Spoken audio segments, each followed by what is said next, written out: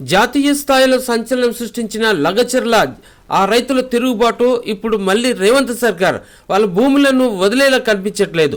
రైతుల్లో ఆగ్రహం చల్లారక ముందే మరోసారి భూసేకరణ ప్రయత్నాలు స్టార్ట్ చేసింది రేవంత్ సర్కార్.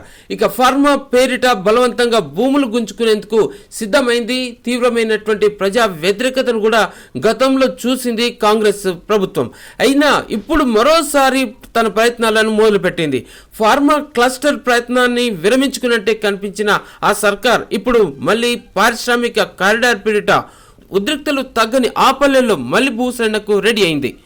రైతులు తమ పొలాలు ఇవ్వమని చెప్తున్నా సరే పోలీసు బలగాలను గ్రామాల్లో మోహరించి భయానక వాతావరణాన్ని సృష్టించి తీసుకునేందుకు సిద్ధమవుతుంది. తద్వారా రైతులను లొంగ తీసుకునేందుకు అనేక ఒత్తిళ్లను కూడా ప్రయోగిస్తుంది.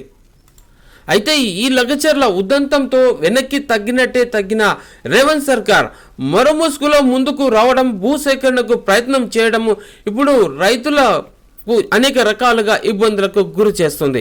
అయితే 2.5 నెలలుగా లగచర్ల రైతులు జైల్లో చుట్టూ తిరుగుతూనే ఉన్నారు. వాళ్ళంతా మానసిక క్షోభకు గురైపోయి కుటుంబాలు ఇంకనూ కోలుకోలేని పరిస్థితి.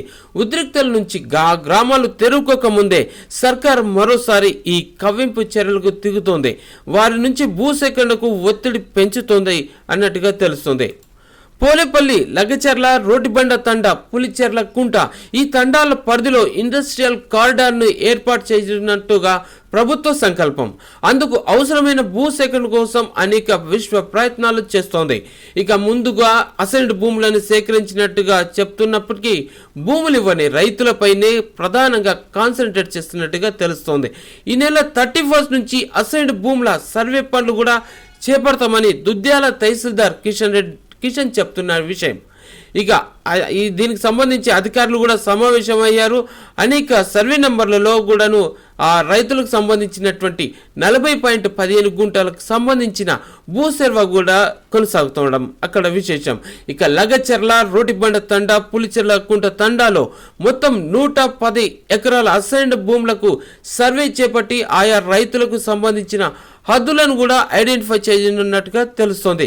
ఇక ఇప్పటికైనాను మమ్మల్ని వదిలేయండి, మమ్మల్ని ఎందుకు ఇలా వేధిస్తున్నారంటూ ఆ దుద్యాల మండల రైతులు తమ ఆవేదనను ప్రభుత్వానికి వ్యక్తం చేస్తున్నారు. భూముల జోలికి రావద్దంటూ వేడుకుంటున్నారు. ఇక తాము పోరాడి అలసిపోయామని, అయినా ప్రభుత్వం పదే తమను వేధించడం ఎంతవరకు సమంజసమని చెప్పి వారు తమ ఆవేదనని వ్యక్తం చేస్తున్నారు.